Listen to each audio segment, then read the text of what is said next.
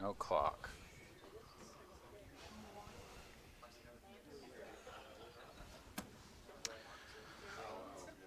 Okay.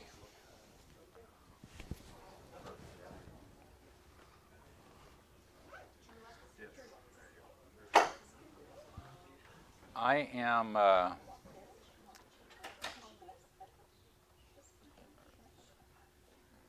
auditing this class. I'm sitting in the John class, but I'm listening to this class because they record this class, so I can listen to this one and I go to that one. So I am completely caught up. I have been with y'all in spirit this whole time, and I listened to the recordings before again over the past few days just to catch up with everything again. But if somehow the slides come up on the screen, you will have to thank some amazing audio video people because I did it wrong again. The last time I brought my computer and Kendricks had to fumble around, and this time I sent them the file. So both ways are wrong, but so we may not have any slides tonight, but so that's okay. I'm not doing slides next week. Perfect. Yeah, I'm not doing slides this week. Okay, so how many folks have missed more than one class? Okay, so we've got a few. So I won't feel guilty spending just 4 or 5 minutes just kind of regrouping a little bit with where we've been. But 6th week of the quarter, but the 5th class, David has been in and out for multiple reasons, and he's only taught 3 of the classes, and he's missed every other week. So I know he's feeling disjointed, but the material is not just disjointed. Y'all have benefited greatly from what he has done, really from a high level, the overview. So just to catch up if you've missed any, the first week he talked about what resonated with you in the Sermon on the Mount. We're studying the Sermon on the Mount. I should have said that first. Looking at this sermon with fresh eyes and these big picture ideas. And he quizzed y'all last week and you got them right. So, the context matters. The crowds, the kingdom, and the conflict were the things in the first week. And then the second week, we kind of took a detour. Heidi's father had passed, and we started in on some of the material we're going to finish up tonight in the first 13 to 16 verses of Matthew 5. And I think the thought that we left you with then, and we want to continue tonight, is are we all in? Are we all in with this material, with this content? And if we aren't, we aren't in at all. It's all or nothing. We're either all in or we aren't in at all. There's no middle ground. So the third week, you had 2 weeks to prepare for, but it was Jesus as teacher. And just a lot of good discussion about Jesus' style, his authority, how the crowds recognize that, and then the question, I think, that follows that class for us. We talked about the crowds being amazed. The word stunned is the word David used. The question for us is, are we stunned? Are we in awe? Are we amazed by him? And they thought of him as a nobody. We know better today. We've got so much history. We understand things that they didn't about the death, burial, and resurrection, but do we treat him better? Or do we treat him like a nobody in the way that we act? And so when we, the last connection there in week 3 was when we work the scripture to justify what we do, we are attempting to have the authority that only he owns. Does that make sense? Week 4 was Caleb Churchill. So we missed class in here, but the more I thought about Caleb's lesson, it was this, wasn't it? It was just a light in the world, salt and light. It was, Caleb just really encouraged me. That weekend encouraged me, but the lesson that he shared with us Sunday morning and then again Sunday night about the work going on in New York, it could have been this. He could have been in this class doing that. So I don't feel like we missed a lesson. And then the last week, David wrapped 2 big picture themes together, how the theme of the Bible, God looking for a people, is seen in the context here. You know, Adam and Eve, to Israel, to the church, to you, to me. Will we submit to becoming his people or rebel and attempt to be our own? And then Jesus as a preacher. So today, we're going to focus again on Matthew 5, verses 3 to 16, 1 to 16. We'll do all the way down to verse 16.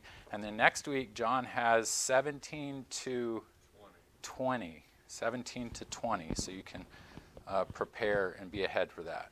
So I'd invite any thoughts anybody has as we get kicked off about the sermon so far, all of that context, maybe how it has hit you personally, you know, the things that we struggle with that resonate with us as we try to relate to what many call this greatest of all sermons. So anybody got any thoughts that they want to share about how you're connecting with this sermon so far? Okay. Well, I'll give you some more time to think. So as we start in the text tonight, you know, in that first week, the point was made that we tend to embrace things that we get, that we understand, and we move past the ones that we don't. And so maybe in this lesson, this context, that's less about our capacity to understand, and maybe, I'm talking about myself, maybe it's more about my motivation or my own justifications. You know, it's not that I move past things that I may not understand. I move past things that are hard.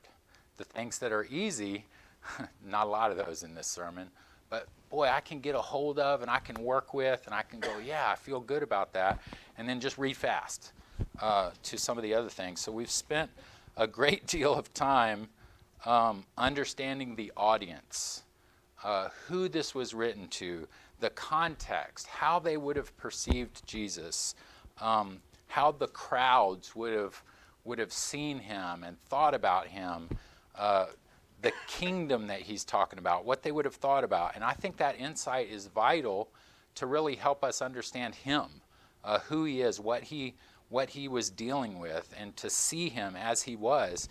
But tonight, we're going to start a little different challenge. I want to challenge you to further recognize this word as God's word, the word of his Son, as he came in the flesh and communicated with us, and it's timeless.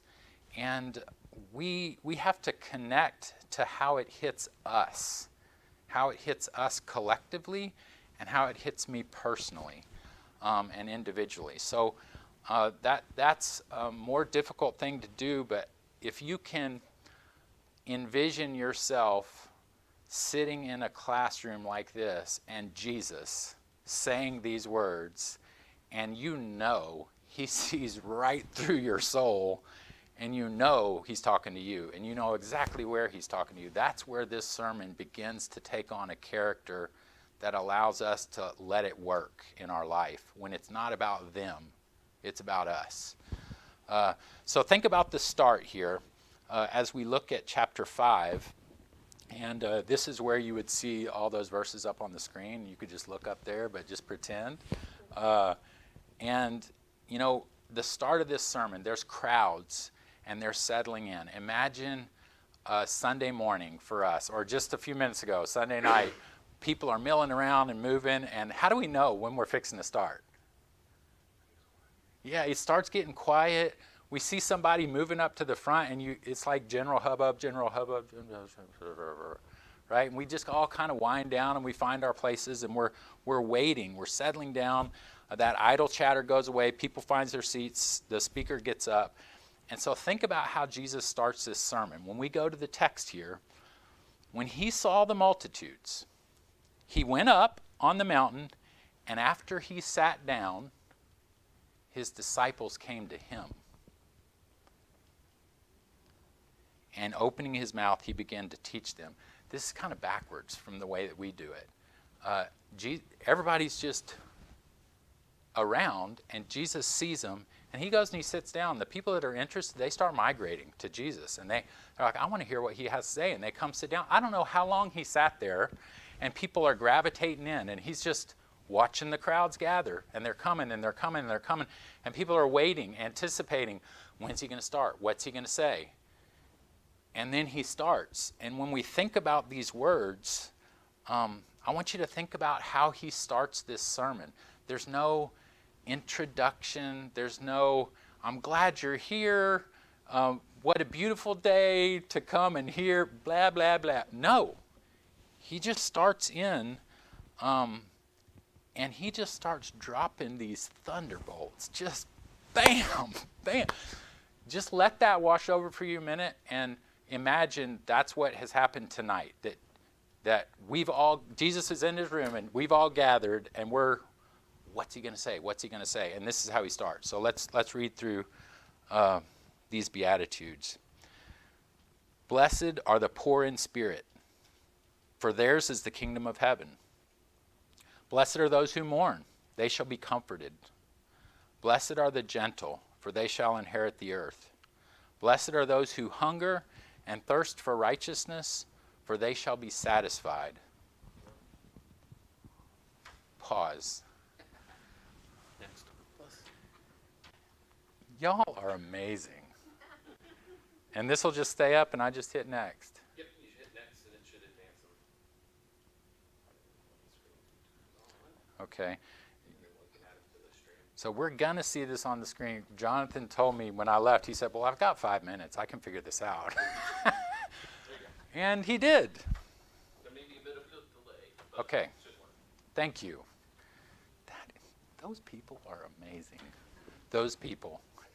Jonathan and Kendricks, and just amazing. Okay, so you can look at the screen now. And let's continue in verse 6. Blessed are those who hunger and thirst for righteousness, for they shall be satisfied.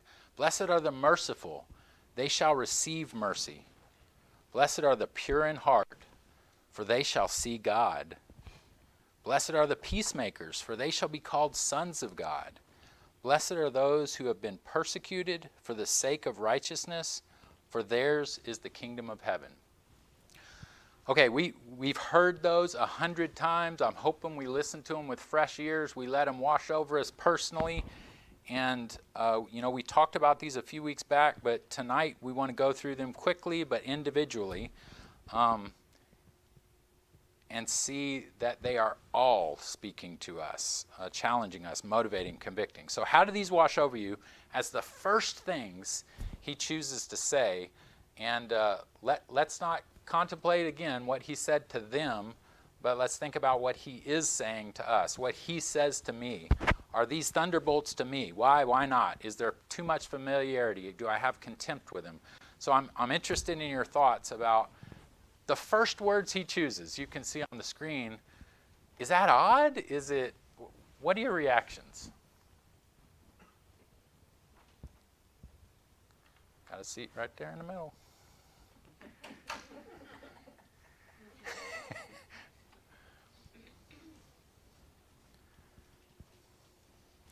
And I'm going to advance to that slide. It's got a little bit of the different language from the versions on it, but there's the blessed are those who statements, and then for theirs is, for they shall. But that's our content. What do you think?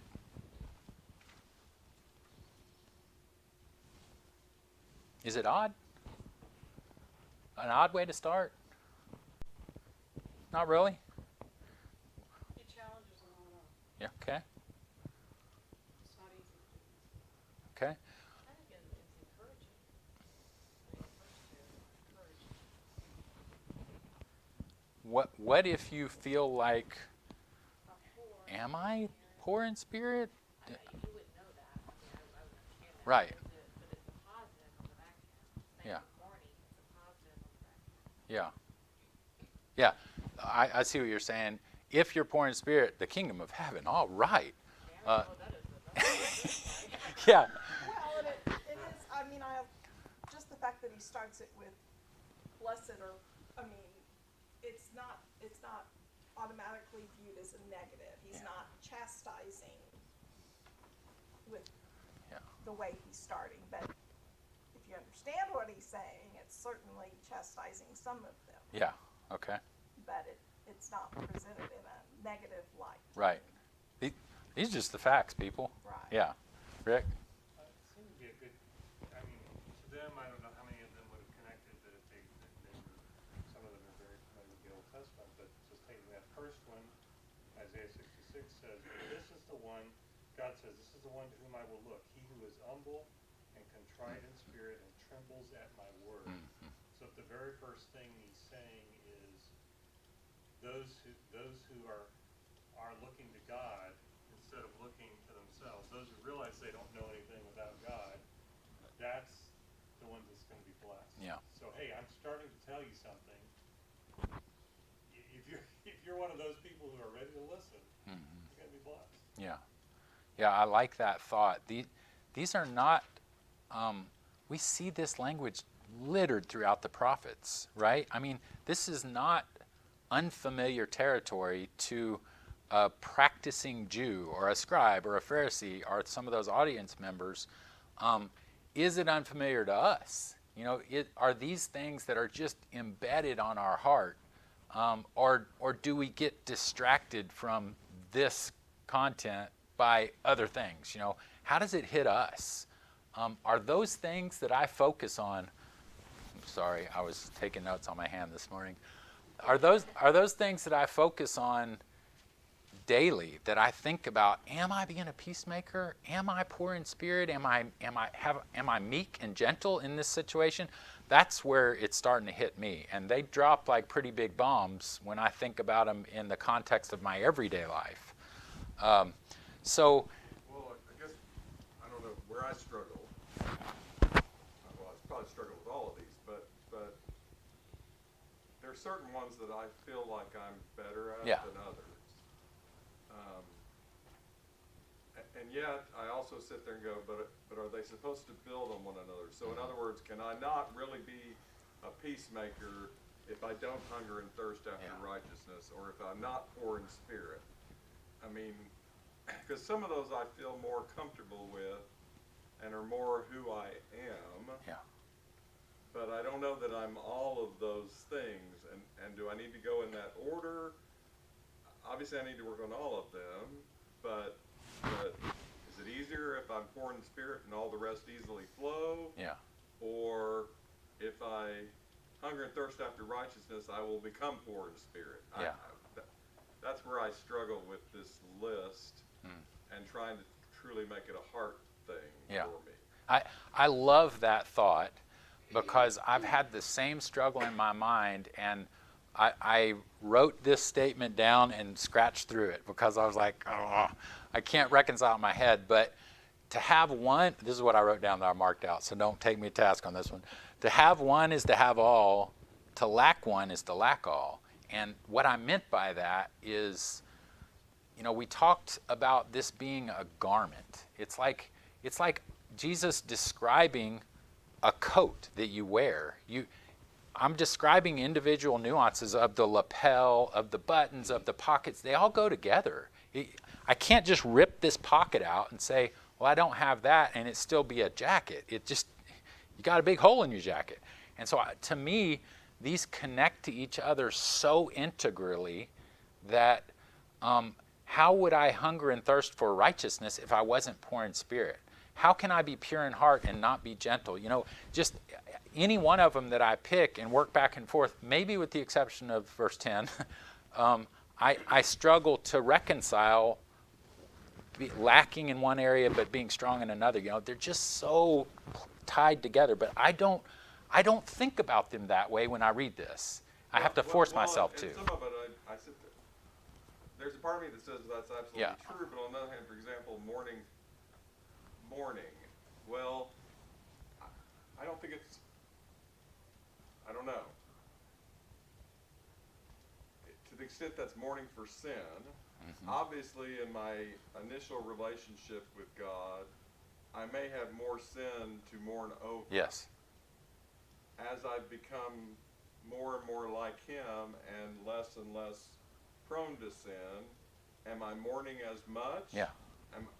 Or am I mourning over others' sins now instead of my own Yeah. sins? Or, I mean, Yeah. so I don't know. That's where I go back and Yeah. forth of how much is it a progression of thoughts, and you have to have all of them, or you're not blessed in any way, shape, or form, or do some of those play a bigger role at Yeah. different times in my life? Yeah. And those are the thoughts we got to wrestle. We got to just wrestle them down and work them. And I think we're gonna try to rip through these individually without spending too much time and not getting to salt and light. But when we think about mourning, I mean, there's so many layers to that. I can be forgiven and I can still mourn the fact that I had to be, that Jesus had to die, and on and on and on. Just so many layers.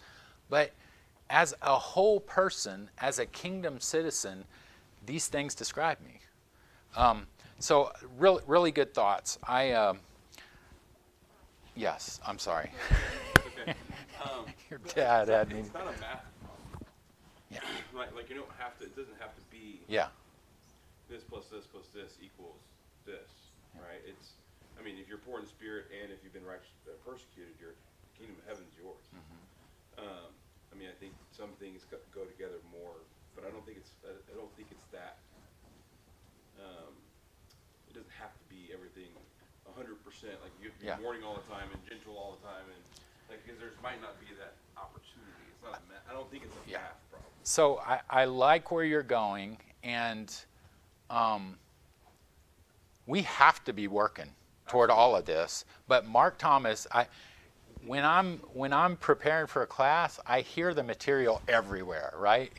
In Hunter's talk this morning, who then is this? I was like, that's the Sermon on the Mount. And in Mark's prayer this morning, Mark talked about not about perfection, it's about persistence, right?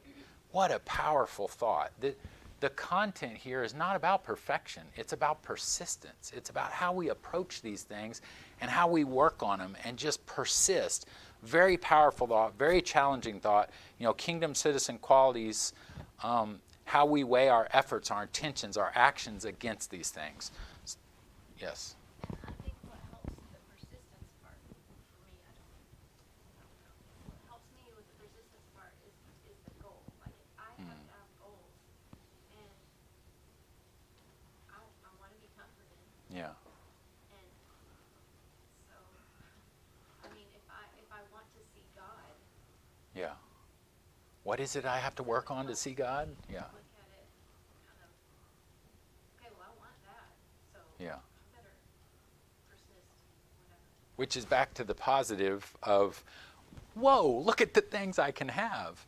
And, I think about how this kingdom address begins, who is in, who necessarily is out, this radical, total absoluteness of it all. And if you want to be in this kingdom, you're going to have to be something different than what you see around you. And, we have to change completely to give ourselves totally to Him. And Jesus doesn't want us naive about what that means. But I think about an earthly king or a ruler or an elected official in our country. When they're giving an address about this is what this kingdom is about, what are the things that they highlight? Is this how somebody would start that's on the campaign trail, or the new king of a country that says, hey, let me tell you how it's going to be? Is this how they would start?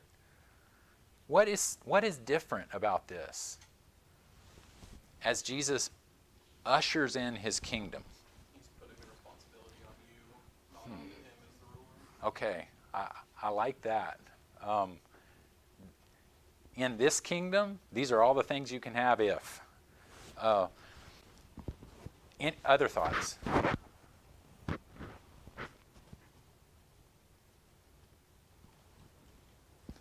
So one of the things I was thinking about is, most kingdom speeches, a leader is establishing their authority to some degree, right? They're saying, Let me tell you how good it's going to be. Let me tell you what I'm fixing to do. Let me tell you how great, blah, blah, blah, blah, blah, blah, blah.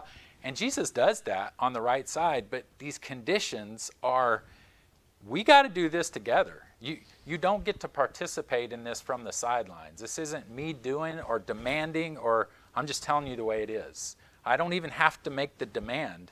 If you want this, you'll be this. That's pretty powerful. And again, the challenge for me is it puts it right back in my lap. So I want to go kind of, yes. The Old Testament was a lot about like what you needed to do. Yeah, And what he's saying here is this is who you need to be. I love it. Yeah, And that was the problem with the Pharisees, right? Like real good at what we need to do. This, and this is, you know, Yeah. they were good. And then he's like, no, you just need to be this. Can't you just tell me what to do? No, right? Yeah. Right. Yeah, I like that. Who we need to be, not what we have to do. Okay, so let's dive off into each of these, and we'll try to go through quickly and get to the salt and light. But when we think about, I'm just going to go in order here, but when we think about poor in spirit, what is poor in spirit? What does that mean? You can have the kingdom of heaven if you're poor in spirit. Blessed are those who are poor in spirit. And again, let's reconnect to blessed. Another thing that stood out to me in Mark's prayer this morning, Mark said we're so blessed to live in this country, to live in this state, to be a part of this church. Absolutely true. Not the same kind of blessed that is talking about here. This is favor with God that we have garnered because we're this. So when we think about poor in spirit, what does that mean? My note in here says, devoid of spiritual arrogance. Devoid of spiritual arrogance. What would spiritual arrogance look like? Thinking you're better. Yeah. Thinking that you have it down. Thinking that you're more significant. Yeah. That you're better at all this than everybody else. In some way, I deserve. I'm owed. I've done enough to. Yeah, I like that. Other thoughts?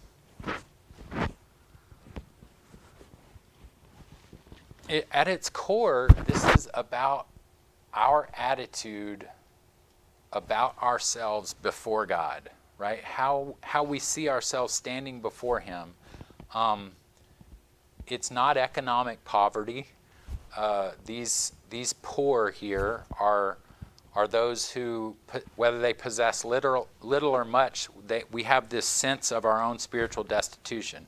And so the Greek word here, and I'm not going off into Greek because I can't, but the Greek word here, it relates to cringe or to crouch.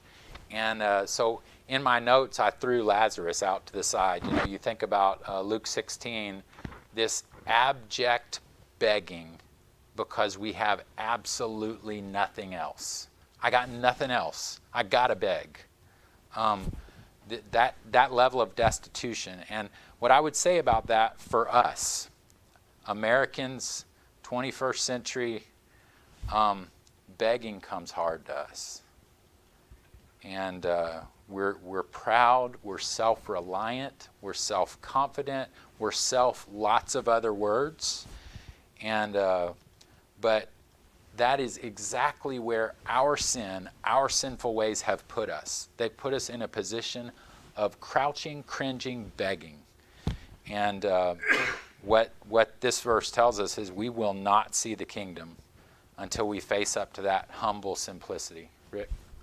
So if I translate that personally, it would be praying, God, you have all the answers. Help me, show me, help me see your ways. Yeah. Because I don't have the answer. I got nothing. Yeah. You got it, I want Yeah. it. Yeah. Yeah. And the begging part, please Yeah. impart it to me. I like that. That's good. Okay, let's go to mourn. We talked a little bit about mourn here in a second, and when we think about what it is, sometimes it's helpful to think about what it's not. And so this morning, you know, the writer of Ecclesiastes, in Ecclesiastes 7 talks about mourning. I'm not going to go there and read that. Again in Psalm 119, It's good for me, Psalm 119, it's good for me that I have been afflicted, that I may learn your statutes. There's this link between pain and understanding. Before I was afflicted, I went astray, but now I keep your word. This mourning is not that. It's not necessarily what happens to me. There's something more to this type of mourning than just tears that we can't escape, that sorrow that comes whether we're looking for it or not. This is a type of grief that comes to us by choice. In Isaiah 61, I think Rick was talking from 66 earlier, but in Isaiah 61, heal the brokenhearted. Listen to this, Isaiah 61, comfort all who mourn. The prophets talked about that. God is going to send the Messiah who will comfort all who mourn. And so this is, the prophets would have understood this morning as the grief that they experienced in their reverence for God, horrified at their own sins, at those of their fellows, moved to tears of shame and grief, the godly sorrow Paul writes about that goes to repentance. And so these are tears that we choose to shed, not that happen to us. They're tears that I choose to shed because of my poor in spirit, my nature before God, etc. Thoughts, comments, disagreements? We're going to keep moving. Blessed are the meek, for they shall inherit the earth. This is a tough one for me. The meek inherit the earth. What does inherit the earth mean? How does that go? Meekness here, how do some other versions translate that? What are some other words? Humble. Self-control. I read from the American Standard, and it's gentle. Blessed are the gentle, for they shall inherit the earth. I love some of the words Paul Earnhardt uses, but this is how he introduces this. In a world of harshness and cruelty, meekness would appear to be a quick way to commit suicide. The meek are summarily run over. People that are drawn to the kingdom of God must face that. The gentleness of Jesus did not save him. Wow. That's a ton of bricks for me, because I think about harm that might come to my family, the way one of my children might be treated unjustly, and I'm ready to stand up and defend. And meekness is not weakness. It is not an indifference to evil. It's not flabby at all. Jesus was gentle and lowly in heart, but he could have dropped bombs. And this is an attitude toward God and towards others that's a product of choice. And specifically, it's more derived about our view of ourselves in relation to others than it is of ourselves in relation to God. Both are a component, but how do we view ourselves around other people, in the context of other people? And so, we've got this example of Jesus in Philippians 2, the humble servant who emptied himself. And that the word, you've heard this described before about how it's used as a bridle for an animal. We take on the yoke of Christ. This is a person that no longer seeks to take by force even that which is rightfully his or hers. We've submitted our cause to a higher court. And I'm going to read another Earnhardt quote from you because it's just so good. The meek man has had enough of himself. He has felt his own ultimate spiritual emptiness, yearned for a right relationship with God. Self-righteousness, self-will, self-confidence, self-assertiveness are a stench in his nostrils. He's emptied his heart of self, filled it with God and others, and like his master, become the ultimate servant. And for this very reason, the future belongs to him. Man, there's a about 3 years of work for me in that short little verse. Just a lot for us to contemplate and chew on. Thoughts about that? I don't want this to be heavy because the right-hand side is amazing. Look at the opportunities that we have, but we do need to understand it's a lot of work. It's an investment that we're all in on. Okay, so hunger and thirst. Somebody describe hunger and thirst for me. Blessed are those who hunger and thirst for righteousness, for they will be satisfied. They will be filled. What does it mean to hunger and thirst? Is that something we identify with well in this country? No. Hunger and thirst. It would have to be a desire, right? At that level, Yeah. not just. Yeah. The same word here is the word used when Jesus fasted for 40 days in the wilderness and was hungry. 40 days without food. I just read this book where this Antarctic expedition, and the last 3 weeks of this guy trying to get back to camp, he was eating 4 ounces of food a day, rationing his meals, just wasting away. A man like that knows hunger, knows what hunger is. And when we recognize what hunger is, we'll do anything to satiate that appetite. And that's what we're talking about here. It's a hunger for righteousness. This right relationship with God is part of it, but the righteousness of a transformed life is the other.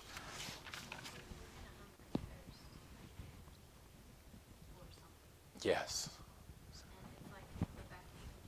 Yeah, that was a great quote this morning. Jeff said, nature abhors a vacuum. If you don't desire God, then you're going to desire the world, right? It's one or the other. So if it's not, you're not filling it with that. You will not be satisfied, but you will continue. Yeah, we have this God-shaped emptiness, and there's nothing we can do here to fill it. We can't have enough, do enough, experience enough to fill that hole aside from the righteousness that's described here. Yeah. I guess the one thing I would say that I worry about us is when we talk about hunger and thirsting for righteousness, we're looking externally. We want the world to be right. Yeah. We look at what's wrong in the world. We complain about what's wrong in the world, and I'm not sure that's what this is referencing. I think it's a hunger and thirsting that righteousness will be a part of us. Yes. Because if we do hunger and thirst for that, then we will be filled up with God's righteousness. And then we may make a difference in the world by how we are righteous, because it's not our righteousness, it's God's righteousness. But I think way too much we're looking externally and wanting the world to be made right, as opposed to wanting ourselves to be made right. I wholeheartedly agree. That is just a fantastic segue into verses 13 to 16. We're to be light and salt, and if we get this right about us, it preserves and illuminates others. And there's some of you may listen to the Excel Still More podcast that Chris Emerson does, probably about 6 weeks back, the week after the Uvalde shootings. He talked about this as we pray. We need God back in our schools, right? We need God to be predominant in our families and to help our families be whole. And he said, yeah, God's saying, what are you doing about it? Where are you? What? If God needs to be back in the schools, get back in the schools. And I think we do that. It's neat for us when we don't know what starving feels like. It's neat for us to say, that needs to be different over there, and not recognize I'm an instrument to make the difference. I think those are really powerful thoughts. I would recommend that podcast. Okay, let's go to the merciful. What does that mean? That's an easy one, right? Is it showing compassion to the helpless? Yeah. Yeah. Does it go deeper? This idea that we can't merit the grace of God, and a recognition, our own sense of gratitude for the mercy that He's shown us.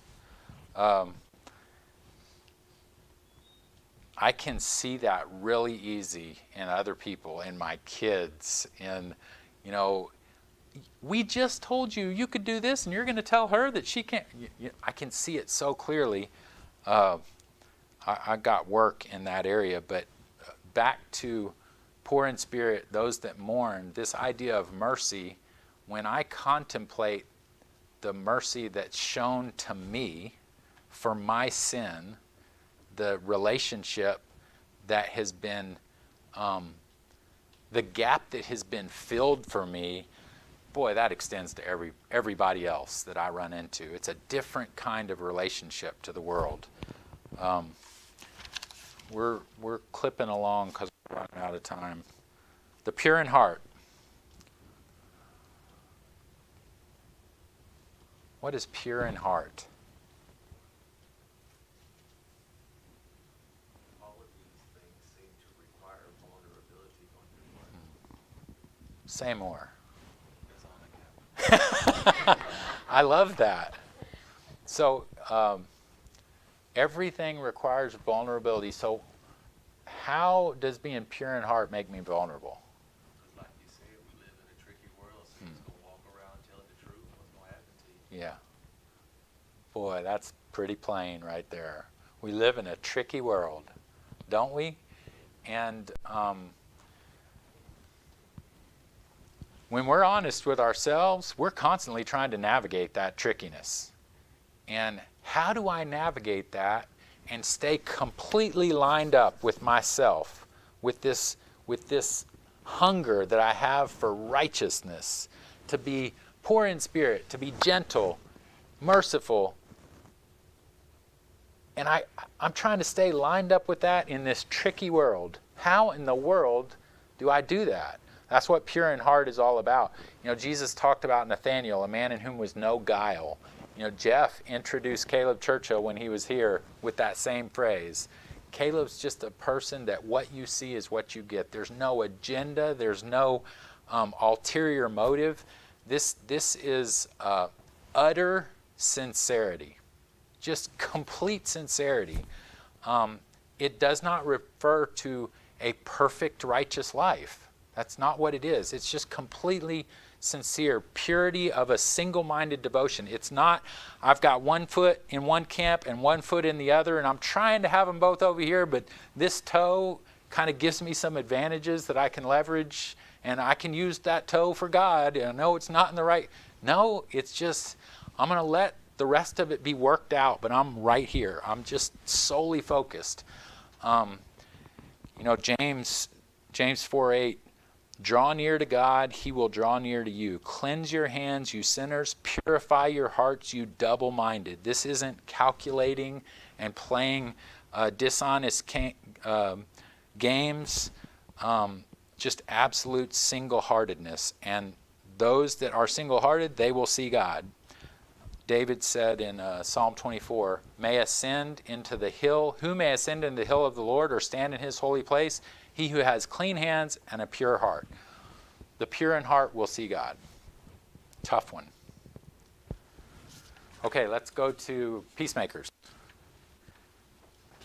What's a peacemaker? You got a gift for smoothing things out, right? That's what it is? Okay.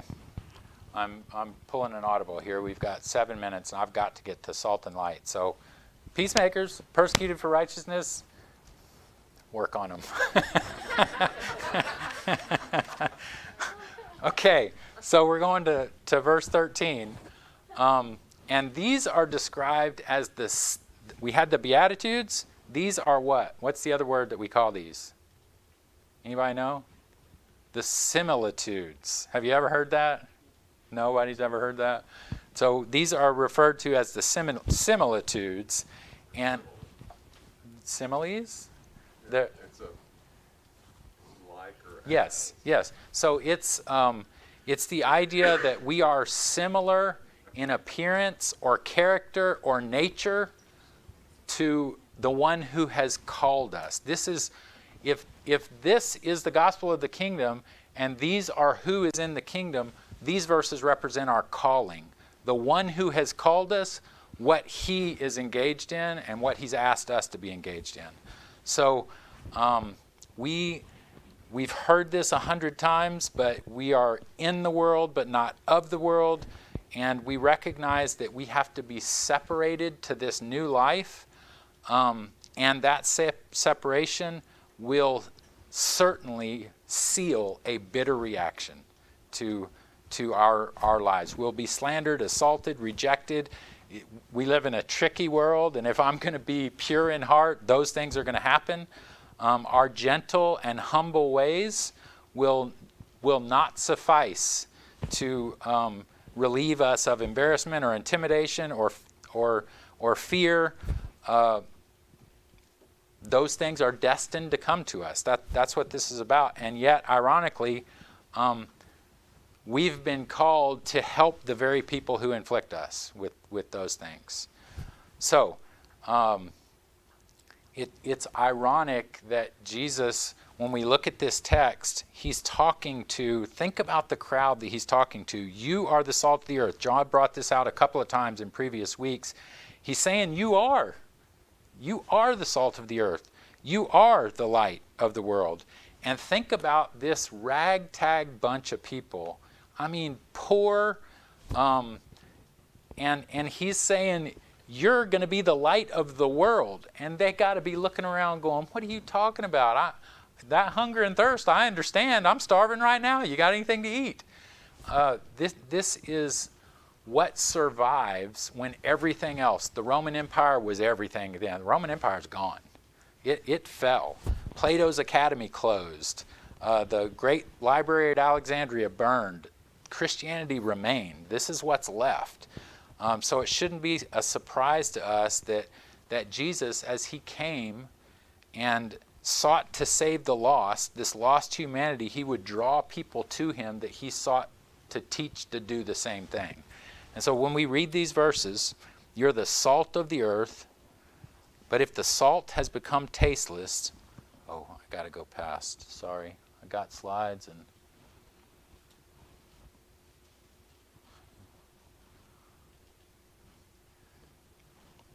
They're in there going, why did we go to work for him? He's not even using those things.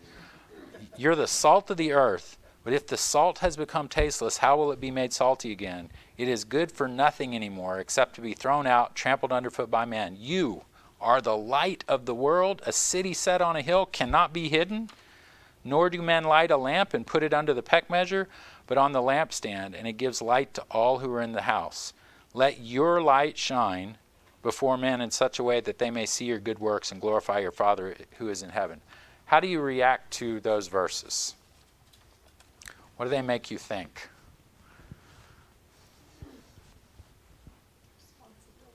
Responsibility. I'm a kingdom citizen. I got responsibilities. It's not all just fun and games. What else? I mean, I think of Acts and how when Paul or Saul is persecuting the church, what does it say has happened? They all disperse, but where they disperse, they start telling people about what they're doing and why they are there, and they bring more people to God. Yeah. It's not the apostles.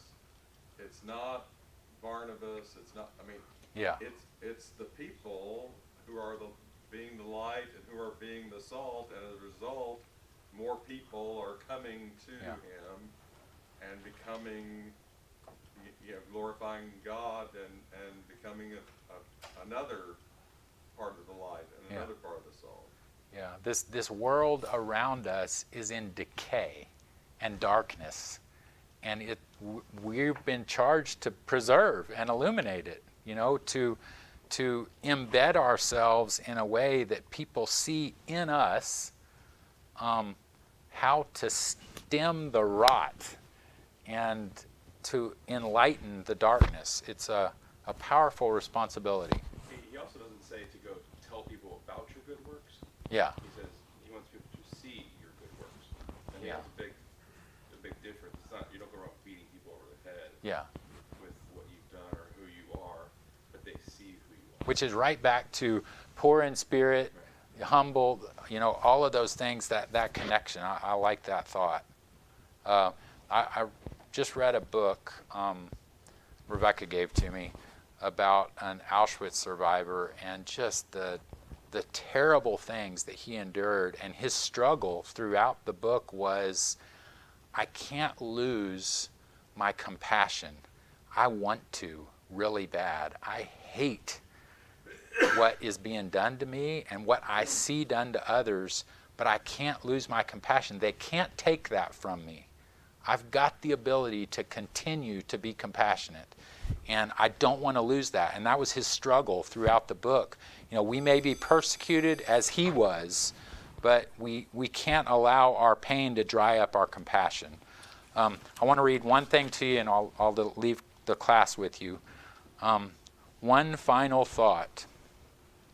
As important as it is for Christians to worship God according to his will, we must remember that most lost men will not be made to glorify God because we eat the Lord's Supper every Sunday. They may indeed be moved to exalt God by the quiet love with which we bear one another, by our self-control in the face of great provocation, by our calm assurance in the presence of tragedy, and our firm refusal to be drawn into a world of mindless lust.